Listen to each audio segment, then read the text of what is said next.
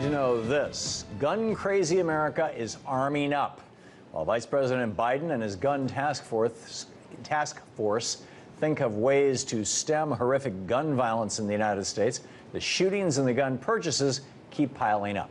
According to the Children's Defense Fund, nearly 450 children and teenagers have been shot by a gun just since the 113th Congress was sworn in earlier this month. And thanks to the fear-mongering going on in the gun community, assault rifles are flying off the shelves around the nation.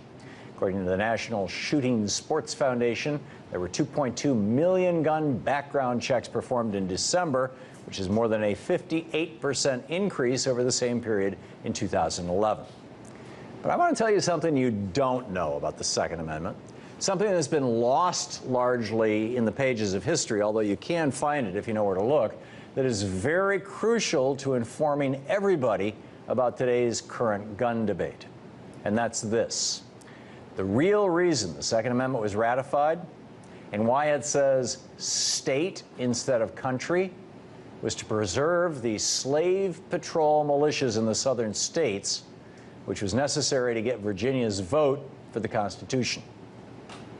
Founders and Virginians, Patrick Henry, George Mason, and James Madison, were all totally clear on that, and we all should be today. Today's Second Amendment is linked to our nation's disturbing history of slavery. How? In the beginning, there were the militias. In the South, they were also called the slave patrols, and they were well regulated by the states. In Georgia, for example, a generation before the American Revolution, laws were passed in 1755 and 57 that required all plantation owners or their male white employees to be members of the Georgia militia, and for those armed militia members to make monthly inspections of the quarters of every slave in the state.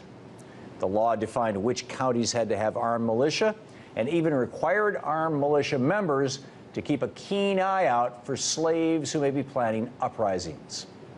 As Dr. Carl T. Bogus, yes, that's his real name, wrote for the University of California Law Review in 1998, quote, "The Georgia statutes required patrols under the direction of commissioned militia officers to examine every plantation each month and authorized them to search all Negro houses for offensive weapons and ammunition and to apprehend and give 20 lashes to any slave found outside plantation grounds."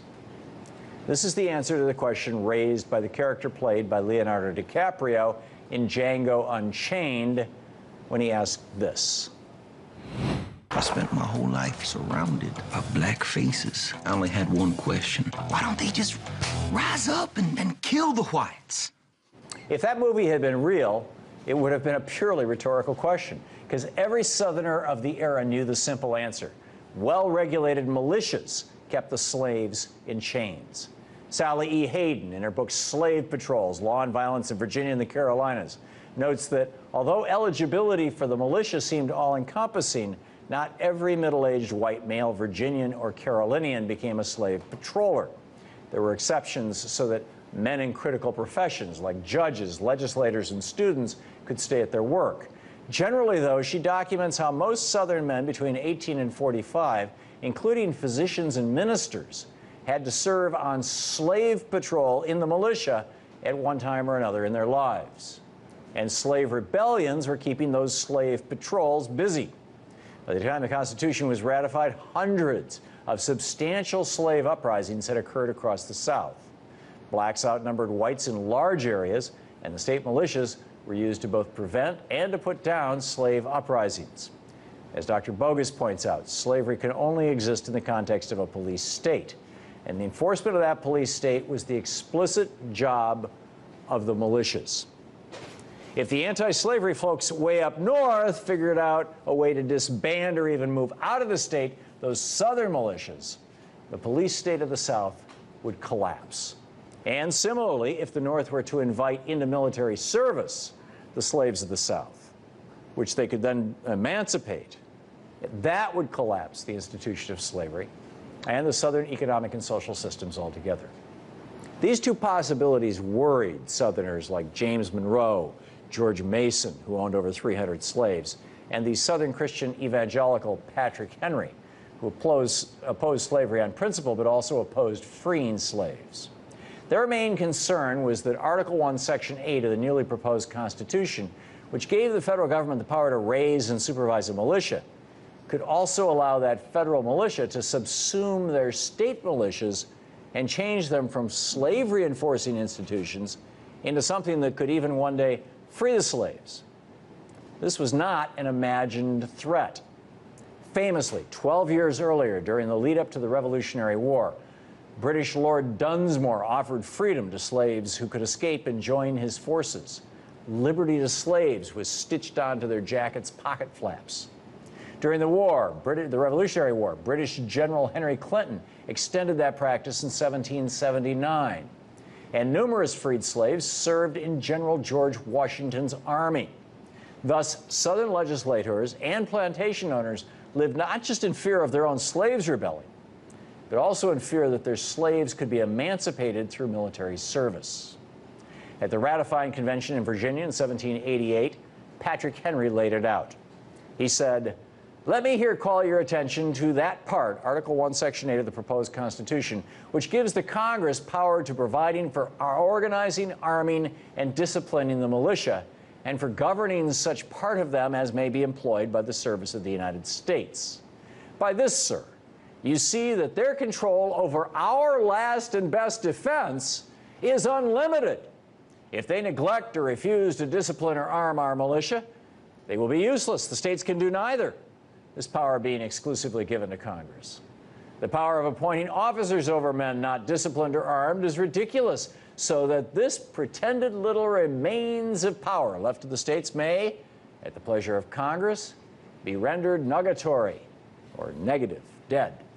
George Mason expressed a similar fear, quote, "The militia may be here destroyed by that method which has been practiced in other parts of the world before, that is, by rendering them useless, by disarming them. Under various pretenses, Congress may neglect to provide for arming and disciplining the militia, and the state governments cannot do it, for Congress has an exclusive right to arm them under this proposed Constitution." Henry then bluntly laid it out. "If the country be invaded, a state may go to war, but cannot suppress slave insurrections under this new Constitution. If there should happen to be an insurrection of slaves, the country cannot be said to have been invaded. They cannot therefore suppress it without the interposition of Congress. Congress and Congress only under this new Constitution can call forth the militia." And why was it that that was such a concern for Patrick Henry? Well, as he said, "We were not so hard pushed as to make emancipation general, but acts of assembly passed that every slave who would go in the army should be free." Patrick Henry was also convinced that the power over the various state militias given the federal government in the new Constitution could be used to strip the slave states of their slave patrol militias. He knew the majority attitude in the North opposed slavery, and he worried they'd use the Constitution to free the South's slaves, a process then called manumission. The abolitionists would, he was certain, use that power, and ironically, this is pretty much what Abraham Lincoln ended up doing. As Patrick Henry said, "They will search the paper," the Constitution, "and see if they have power of manumission. And have they not, sir? Have they not power to provide for the general defense and welfare? May they not think that these call for the abolition of slavery? May they not pronounce all slaves free? And will they not be warranted by that power?" This is no ambiguous implication or logical deduction. The paper speaks to the point. They have the power in clear, unequivocal terms, and will clearly and certainly exercise it. He concluded by saying, "This is a local matter, and I can see no propriety in subjecting it to Congress." James Madison, the father of the Constitution and a slaveholder himself, basically called Patrick Henry paranoid. He said, "I was struck with surprise when I heard him express himself alarmed with respect to the emancipation of slaves. There is no power to warrant it in that paper, the Constitution. If there be, I know it not."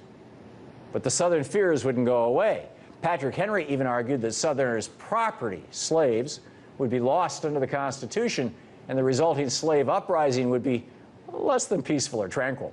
He said, "In this situation, I see a great deal of the property of the people of Virginia in jeopardy, and their peace and tranquility gone." So Madison, who had, at Jefferson's insistence, already begun to prepare proposed amendments to the Constitution, changed his first draft of one that addressed the militia issue to make sure it was unambiguous that the southern states could maintain their slave patrol militias. His first draft for what became the Second Amendment had said, "The right of the people to keep and bear arms shall not be infringed, a well-armed and well-regulated militia being the best security of a free country. But no person religiously scrupulous of bearing arms shall be compelled to render military service in person." But Henry, Mason, and others wanted the southern states to preserve their slave-patrolled militias independent of the federal government. So Madison changed the word country to the word state and redrafted the Second Amendment into today's form that says, "A well-regulated militia being necessary to the security of a free state, the right of the people to keep and bear arms shall not be infringed." Little did Madison realize that one day in the future, weapons manufacturing corporations, newly defined as persons by a dysfunctional Supreme Court, would use his slave patrol militia amendment to protect their right to manufacture and sell assault weapons to be used to murder school children. Just thought you should know this hidden history of the Second Amendment.